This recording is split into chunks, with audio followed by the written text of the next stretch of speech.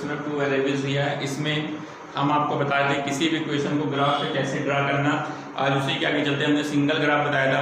कल last time हमने एक क्वेश्चन मिला जिसमें 2 इक्वेशन देके हमने उसका ग्राफ बताया था। देखिए आज उसी को कंटिन्यू करते हैं, उसी के आगे ध्यान से देखिएगा। जैसे आपको 2 इक्वेशन दिए 3x + y = 6 and x + 2y = 7। तो आगे इसको ग्राफ पे ड्रा कीजिए, एक ही सेम ग्राफ पे। देखिए आपने क्या किया, y = 6 - 3x लिया, तो आपने x = -1 जब रखेंगे तो जब x = -3 -1 आपका क्या होगा +3, कितना आ गया 9। जब आपने x की वैल्यू -1 ली तो y की वैल्यू क्या आ गई थी 9, y की वैल्यू कितनी आ गई थी 9 आ गई थी। इसी प्रकार से जब आपने x की वैल्यू 0 रखी तो y की वैल्यू कितनी आ गई 6, 6 - 3 × 0, तो 6 - 0 मतलब 6, यानी x = 0 पे y कितना आ जाएगा 6 आ जाएगा। इसके बाद जब आप लोग और आगे बढ़े, जब आपने x1 लिया तो y कितना आ रहा है आपका 3 आ रहा है। यहाँ पर हमने क्या किया x = 1, 6 - 3 × 1 3 आ गया। अब दूसरी इक्वेशन दी x + 2y = 7, x = 7 - 2y, y = -1 रखा तो प्लस का 2, ये 9 हो जाएगा। यानी y का -1 है तो x की वैल्यू कितनी है 9। ऐसे ही जब आप y 0 रखेंगे तो x 7 आएगा। अब नेक्स्ट में आपने y = 1 रखा तो x क्या आ गया 5 आ गया। ये चीज तो मैंने कल समझाई थी, इसलिए थोड़ा इसको स्पीड में बताया। अब आपकी 2 टेबल्स बन गई हैं, टेबल 1 और टेबल 2। देखिए जब आपका x - 1 है तो y 9 है, तो y 9 आपका यहाँ पे मिलेगा। इसको हम और ऊपर बढ़ा देते हैं 8 और 9। तो x = 1 पे y की वैल्यू 9 यहाँ मिलेगी। फिर x = 0 पे गए तो y 6 है और x = 1 पे y 3 है। देखिए जब x - 1 था तो यहाँ पे आपका पॉइंट मिला -1 का 1 9, 0 पे आप 6 गए और 1 पे 3 मिला। अब एक लाइन का ग्राफ बन गया। दूसरी लाइन पे आते हैं, जब x 9 है तो y - 1 है, यानी यहाँ पे 9 है, y - 1 यहाँ पे पॉइंट होगा। इसके बाद x 7 है तो y कितना है आपका 0 है, यहाँ पे आपका आ जाएगा ग्राफ। और जब x 5 है तो y कितना 1 है। अब इस तीनों पॉइंट्स को मिलाइएगा और बैक साइड पे ले आइएगा। यहाँ पे आपको जैसे कट कर रहा है, आप इस तरह से परपेंडिकुलर गिरा देंगे। जैसे हमारा यहाँ पे बोल्ड x = 2 y = 2 दिखा रहा है, तो इसका सोल्यूशन क्या हो जाएगा x = 2 y = 2। इस तरीके से आप लोग देखेंगे बना के। क्या करेंगे, पहले एक ग्राफ खींचेंगे, फिर उसके बाद सेकंड ग्राफ आप ड्रा करेंगे। फिर जो भी वैल्यू आपकी जहाँ कट करेंगे इंटरसेप्ट पॉइंट होगा वही आपका क्लियर पॉइंट होगा। बल्कि ये थोड़ा सा और ऊपर आपका जाएगा इस टाइप से, क्योंकि ये जो है बोर्ड पे बनाया इसलिए लगभग ये अंदाजे से हमने बनाया है, ठीक है।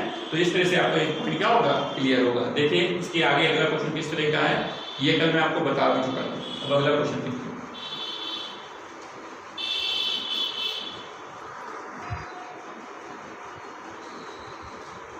देखिए स्टूडेंट आगे क्वेश्चन है 3x + 4y = 12। ये हमें एक क्वेश्चन दिया है, कहा कि इसके ग्राफ पे 0,3 पॉइंट स्थित होगा या नहीं होगा ये आपको बताना है।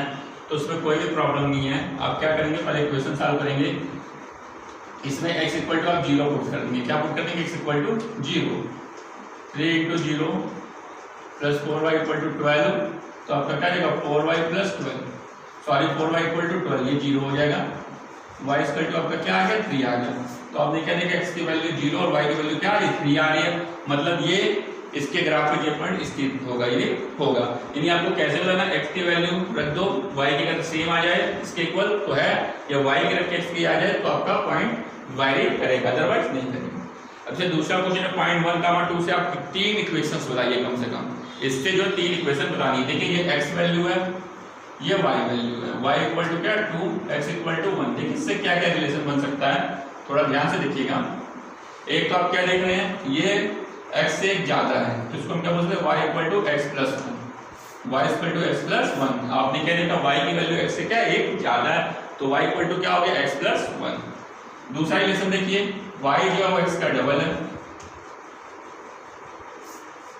y = क्या हो गया 2x, y = क्या हो गया 2x हो गया, y = आपका क्या आ गया 2x हो गया। इसके बाद एक रिलेशन और बताना है, हम ये भी बोल सकते हैं कि y और x का डिफरेंस कितना 1 है, यानी y - x = 1, यानी इसी रिलेशन को हमने शो कर दिया। तो देखिए 3 टाइप से बन गया। क्या देखा 1 और 2 है, तो आप देखिए देखा y जो x का डबल है, y x से 1 ज्यादा है और y और x से अंतर क्या है 1। तो 3 इक्वेशन इसकी इस तरह से दिखाई, ये चीज आपको दिखानी है। अब देखिए नया क्वेश्चन जैसे आपका x + 7 है, तो कहा गया इसको जो है पूरे आपको 2 चर वाले एक एक समीकरण में व्यक्त करना है और इसका ग्राफ बताना होगा।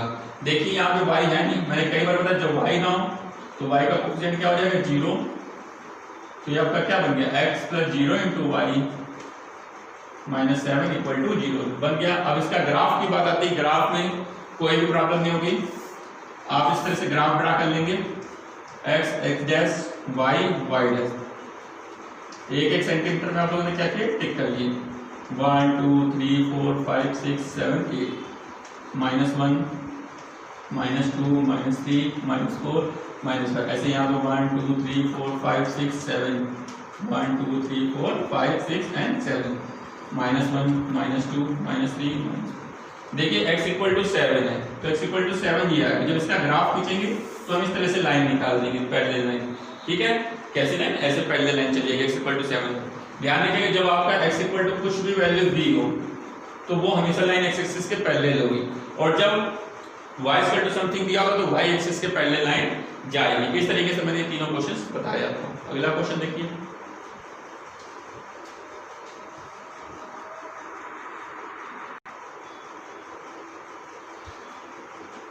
देखिए स्टूडेंट्स, अब यहाँ पे आपको कुछ इक्वेशन दी है x = 3 x = -4 y = 5 and y = -7।